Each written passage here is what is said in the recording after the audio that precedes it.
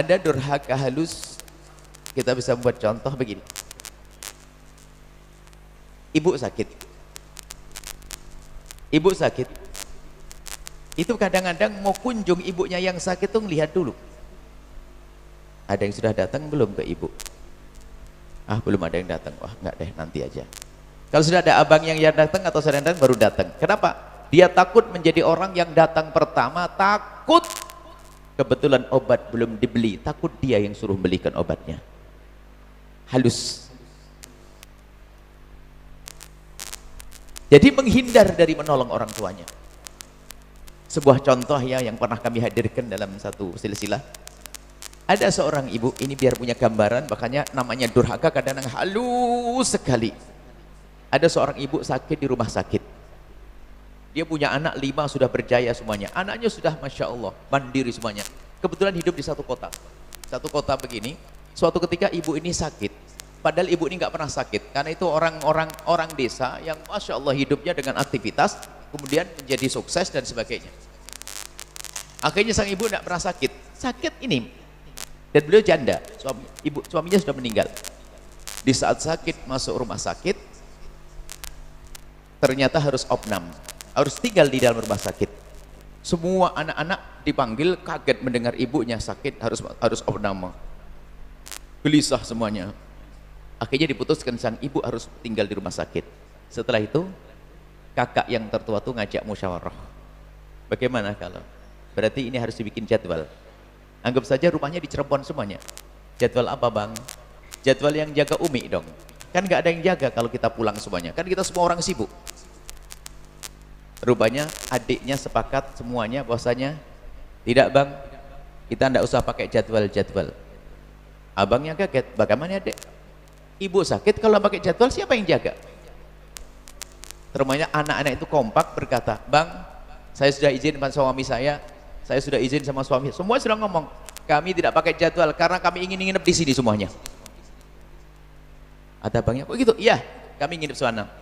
Mumpung saya dapat izin dari suami, alhamdulillah. Rupanya suaminya baik bisa ngizinkan suaminya tinggal di situ.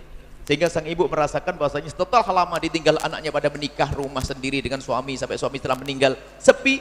Saat itu menemukan bahwasanya keadaan suasana yang indah biarpun di rumah sakit, anaknya ngumpul semuanya. Anak perempuan ada yang di bawah, ada tidur di sini. Memang dibuatkan di ruang yang enak, diambil ruang VIP di rumah sakit. Anak yang laki-laki longsor di mana pokoknya.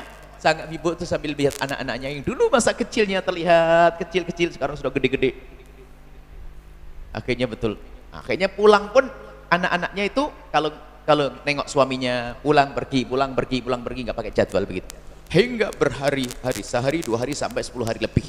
Setelah lebih dari 10 hari sampai 15 hari, ada satu anak perempuannya pergi ke dokter karena melihat ibunya sudah mulai baik, pengen tahu keadaan ibunya seperti apa, bagaimana perkembangan kesehatannya. Rupanya sang dokter dengan jelas menyampaikan bahasanya ibumu sudah oke. Ibu yang baik, ibu karena sudah jadi ibu-ibu anaknya ini. Bu, ibunya ibu sudah baik dan ibunya ibu boleh dibawa pulang. Alhamdulillah. Sudah bisa? Iya, sudah bisa pulang. Alhamdulillah. Sebelum keluar, tenang bu, sebentar. Tapi bu, bisa dibawa pulang sekarang, tapi mohon bu, selesaikan obatnya. Itu saya lihat masih ada obat satu lagi, biar tuntas besok pulangnya. Oh begitu, baik pak. Keluarlah sang anak tadi, yang sudah jadi ibu-ibu juga. Pulang memberikan kabar gembira kepada ibunya, kalau sang ibu sudah sehat. Ibunya girang, ibunya senang dan berkata, aduh iya, aku pengen cepat pulang. Gak betah aku di sini, enak kalau pulang. Semua adik-adiknya, abangnya pada senang, nangis gembira. Setelah itu sang abang laki-laki berbicara, adik-adikku semuanya, kelihatannya harus yang ngalah kalau saat ini. Ngalah apa bang? Harus ada yang pulang duluan. Kenapa? Bayangkan 15 hari rumah ibu tidak dilihat. Kayak apa keadaan rumahnya? Kotornya, rusaknya, kamar mandinya seperti apa? Kasur ibu bagaimana? Jangan-jangan ibu masuk ke rumah kita, langsung ke rumah ibu langsung sakit lagi. Kata yang lain, biar pembantu aja lah bang bersihkan. Oh enggak, harus anak-anaknya biar tahu kebersihan yang sesungguhnya. Akhirnya semuanya dilihat wajah-wajahnya oleh abangnya, enggak ada yang bergerak. Ayo siapa yang pulang? Tiba-tiba ada anak perempuan yang tadi pergi ke dokter, ruangannya dia sangat cekatan. Bang, biar saya pulang duluan.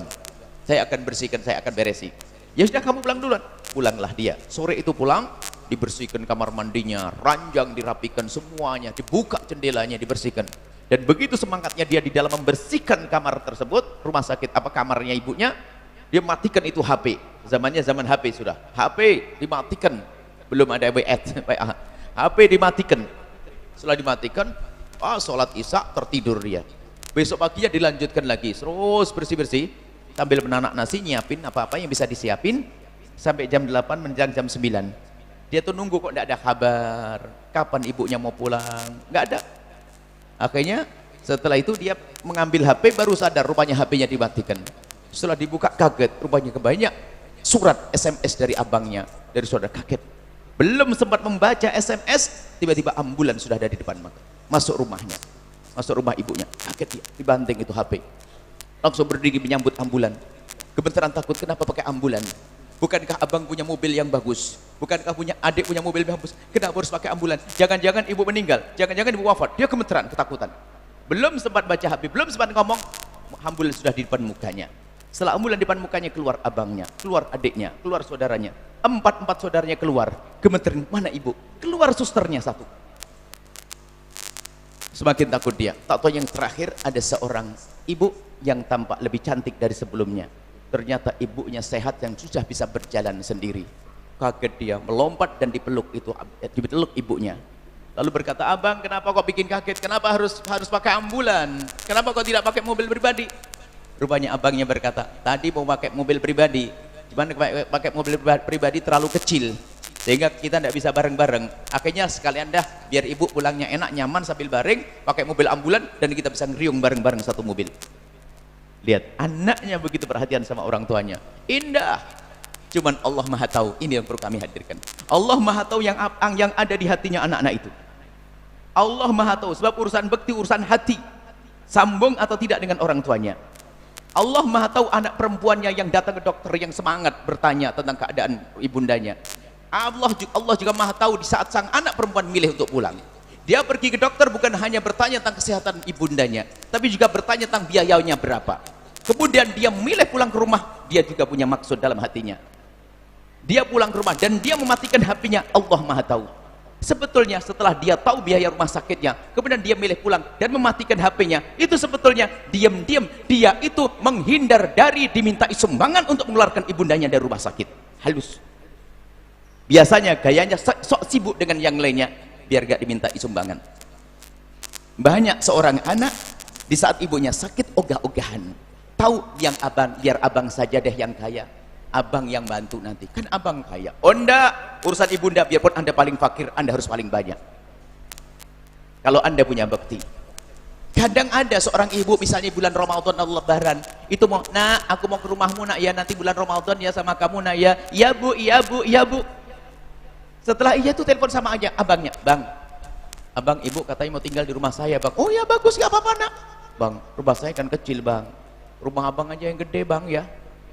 Dilempar ke rumah abangnya. Abangnya rumahnya mah gede, tapi jawabnya abangnya gimana? Iya rumah saya gede dek, tapi saya jarang di rumah, jarang ada di rumah. Kasihan ibu gak ada yang rawat. Lihat anak-anak durhaka. Didatangi ibunya bingung. Jangan khawatir, biarpun rumahmu sangat kecil, ibumu tidak bangga. Ibumu kadang-kadang hanya rindu untuk duduk bersamamu. Ini sang anak main lempar, tahu ibunya mau datang, lempar ke abangnya, abang yang lempar ke yang lainnya. Akan tapi kalau anda punya bekti pada orang tua, jika ibundamu ingin datang ke tempatmu, berbanggalah.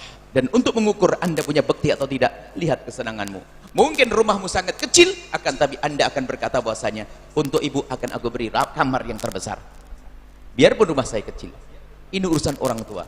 Hati-hati, jangan sampai diam-diam kita punya durhaka kepada orang tua. Halus durhaka kepada orang tua, takut membayar resepnya. Sementara ibunda kita, lihat, kalau kita sakit akan dihabiskan semuanya untuk kita.